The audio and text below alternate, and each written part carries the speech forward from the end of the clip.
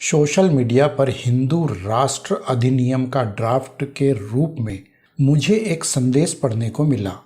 अगर हम इस संदेश को पढ़ने और उस पर अपनी अपनी प्रतिक्रिया देने वालों की माने तो जल्द ही हिंदू राष्ट्र का सपना साकार हो सकता है।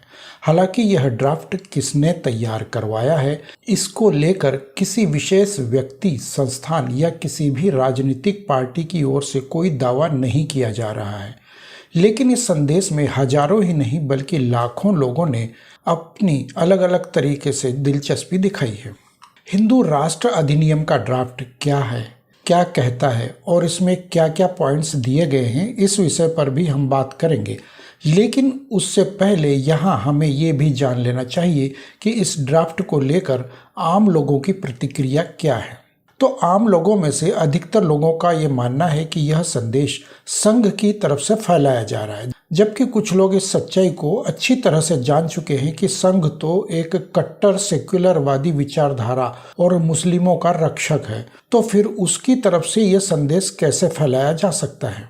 सबसे पहले तो इस जानकारी और इन विचारों को और आगे बढ़ाने से पहले यह मैं आप लोगों से अनुरोध करना चाहता हूं कि अगर आप मेरे इस चैनल पर नए आए हैं तो प्लीज़ इसे सब्सक्राइब करने के बाद पास ही में बने बेल आइकन को भी जरूर दबा दें, ताकि हमारे अन्य विचार भी आप तक इसी प्रकार से पहुंचते रहें।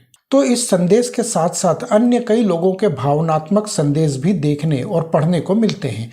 यानी हिंदू राष्ट्र अधिनियम के इस ड्राफ्ट रूपी संदेश के पक्ष में अधिक से अधिक लोगों ने न सिर्फ अपनी खुशी जाहिर की है, बल्कि वर्तमान राजनीति, राजनेताओं, संविधान और मुस्लिमों के अत्याचारों का भी बार बार जिक्र हमारे सामने आता है।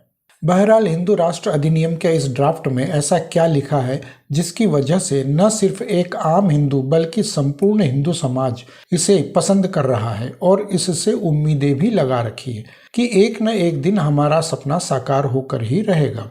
तो आइए सोशल मीडिया में वायरल हो रहे हिंदू राष्ट्र अधिनियम के इस ड्राफ्ट के कुछ महत्वपूर्ण पॉइंट्स पर नजर डालते हैं कि आखिर इसमें ऐसा क्या लिखा है जिनको लेकर हिंदू समाज इतनी उम्मीदें लगाकर बैठा है। तो हिंदू राष्ट्र अधिनियम के इस ड्राफ्ट के अनुसार सबसे पहले पॉइंट में आता है कि हिंदुस्तान को अब से हिंदू राष्ट्र कहा जाएगा, जिसमें शासन का प्रमुख धर्म सनातन हिंदू धर्म होगा और इसकी उपशाखाओं में SC/ST वर्गों सहित जैन, बौद्ध और सिख भी रहेंगे।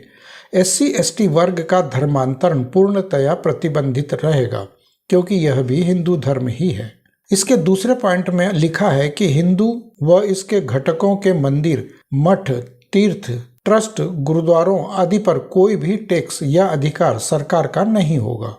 तीसरे पॉइंट के रूप में हर जिले में एक केंद्रीय संस्कृत महाविद्यालय और कम से कम 5 उच्च माध्यमिक आधुनिक संस्कृत विद्यालय होंगे।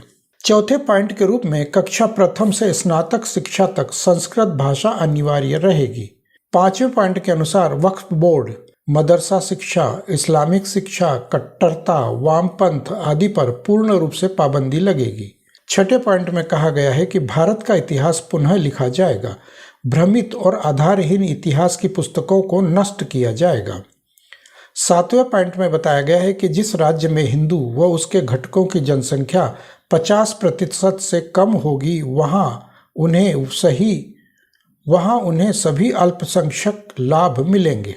आठवें पॉइंट के अनुसार हिंदू धर्म देवी देवताओं, सभ्यता व उसके घटकों की संस्कृति, रीति रिवाजों, इतिहास आदि की निंदा करने वाली फिल्में, लेख, वेब सीरीज, लघु फिल्म, नाटक और विज्ञापन आदि के जरिए दुष्प्रचार और गलत तथ्य आदि अपराध माने जाएंगे।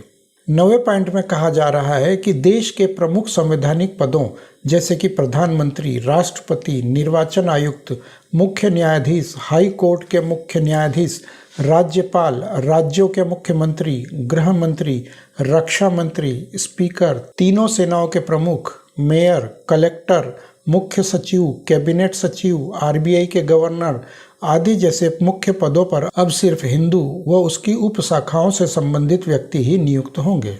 केंद्र और राज्य की सरकारी नौकरियों में, शिक्षा क्षेत्र में, चुनाव क्षेत्र पर हिंदू और उसके घटकों की अधिकतम सीमा 90% से अधिक रहेगी। धर्मांतरित कर हिंदू धर्म में आने वाले देशी विदेशी परिवार, व्यक्ति समूह को हिंदू वर्ग में शिक्षा और नौकरी में 5% आरक्षण का लाभ मिलेगा। आगे के पॉइंट्स में लिखा गया है कि अल्पसंख्यक आयोग व अन्य लाभ बंद कर दिए जाएंगे। 70% से अधिक जनसंख्या वाले हिंदू जिलों में हिंदू व घटकों की आबादी में अन्य को संपत्ति खरीद व व्यापार जैसे लाभ बंद होंगे।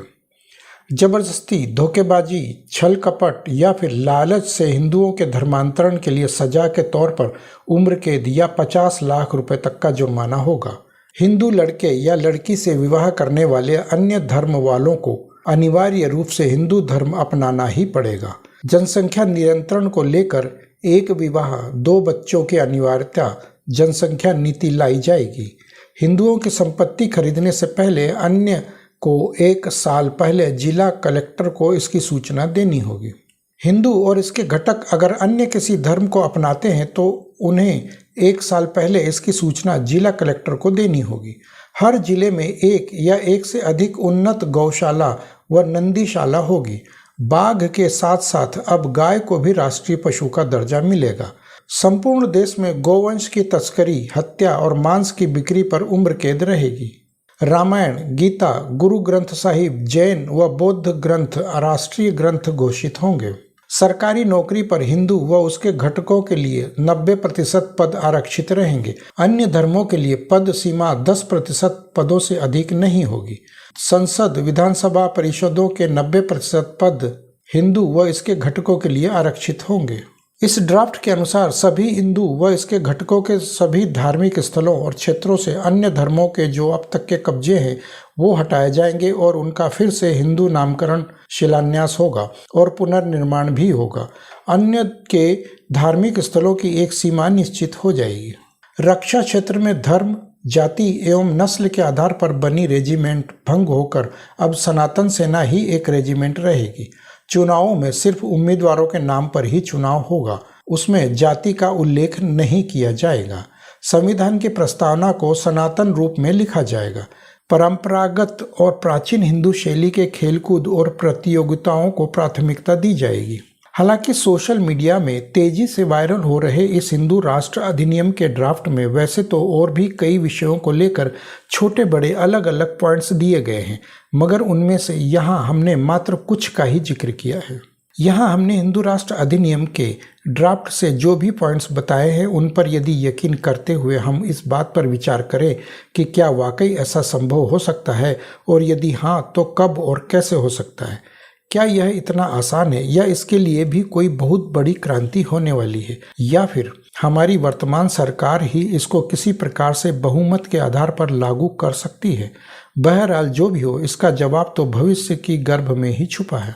तो इस विषय पर आप क्या सोचते हैं, कृपया अपनी राय हमें अवश्य दें और जाने से पहले वीडियो को लाइक और शेयर भी करते जाएं। और अगर आप इस चैनल पर नए आए हैं तो प्लीज़ इसे सब्सक्राइब करने के बाद पास ही में बने बेल आइकन को भी दबाना ना भूलें।